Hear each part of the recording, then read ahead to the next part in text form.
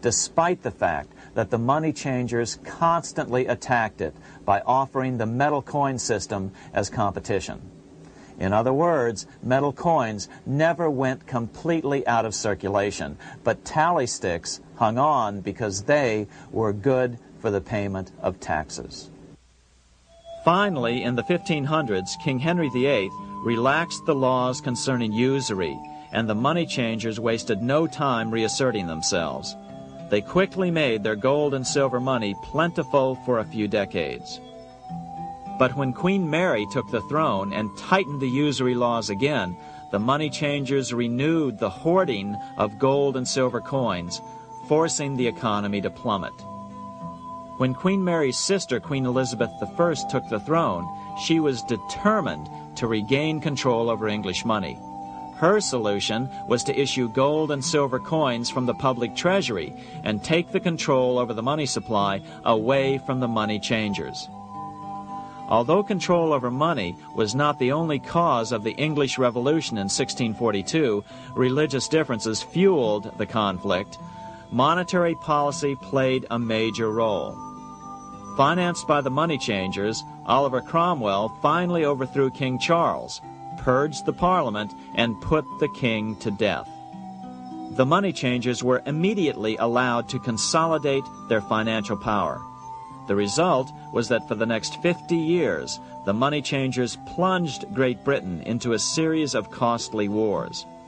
They took over a square mile of property in the center of London, known as the City of London. This area today is still known as one of the 3 predominant financial centers of the world.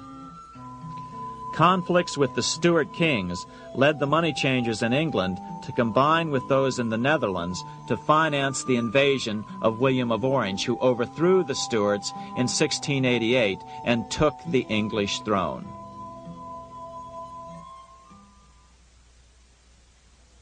By the end of the 1600s, England was in financial ruin. 50 years of more or less continuous wars with France and Holland had exhausted her. Frantic government officials met with the money changers to beg for the loans necessary to pursue their political purposes. The price was high: a government-sanctioned, privately owned bank which could issue money created out of nothing. It was to be the modern world's first privately owned central bank, the Bank of England. Although it was deceptively called the Bank of England to make the general population think it was part of the government, it was not. Like any other private corporation, the Bank of England sold shares to get started. The investors, whose names were never revealed, were supposed to put up £1.25 million British pounds in gold coin to buy their shares in the bank, but only £750,000 was ever received.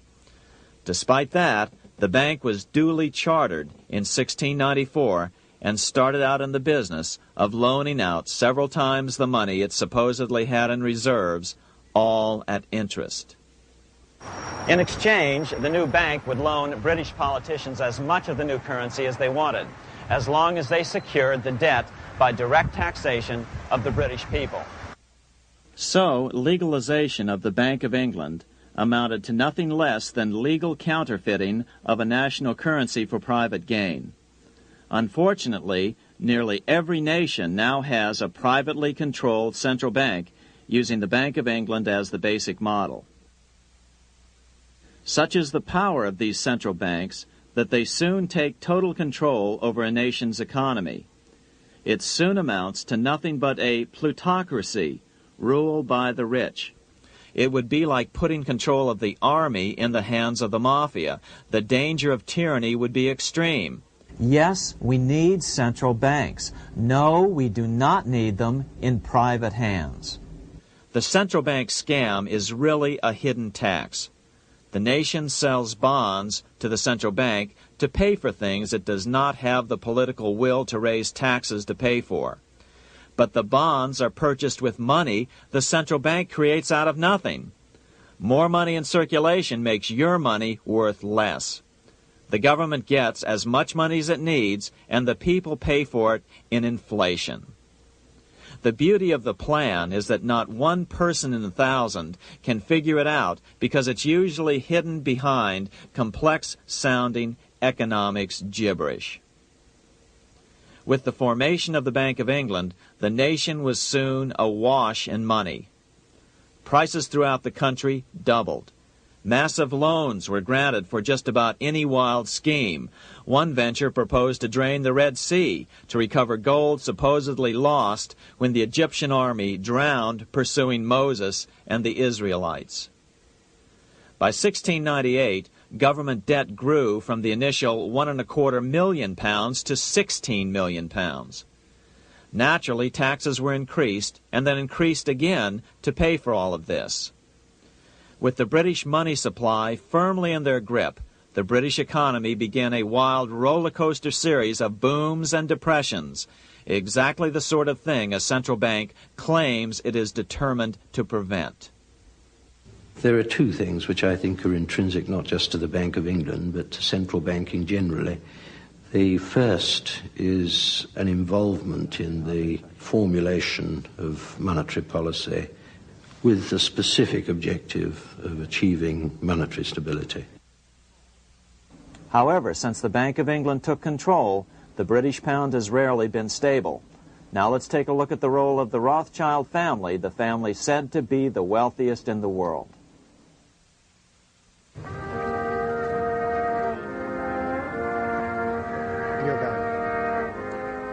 This is Frankfurt, Germany.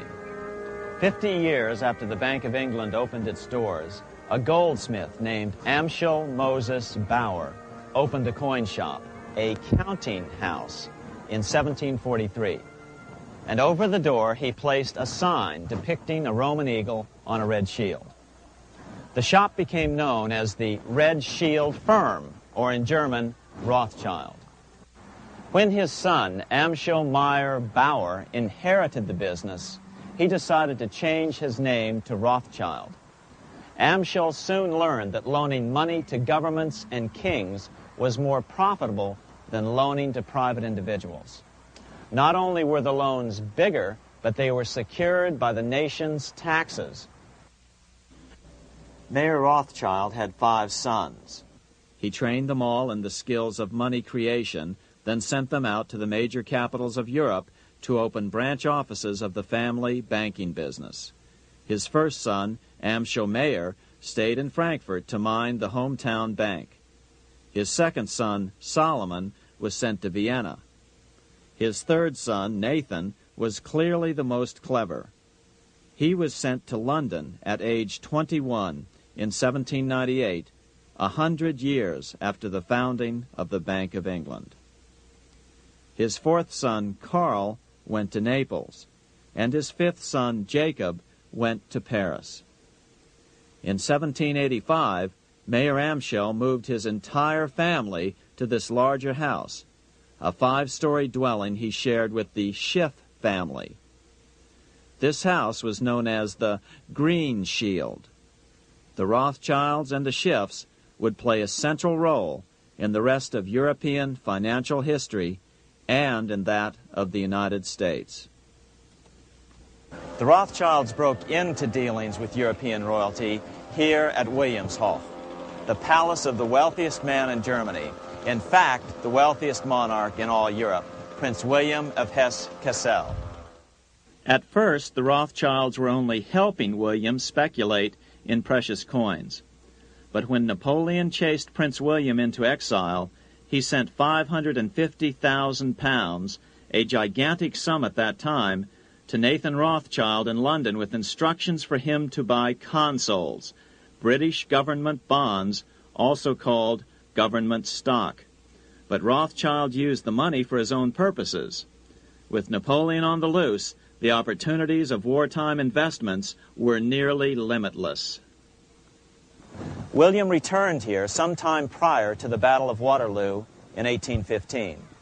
He summoned Rothschild and demanded his money back.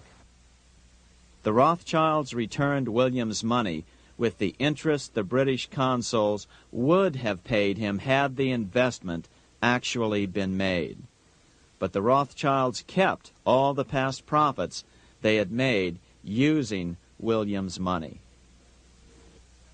Nathan Rothschild later bragged that in the 17 years he'd been in England, he'd increased his original £20,000 stake given to him by his father by 2,500 times.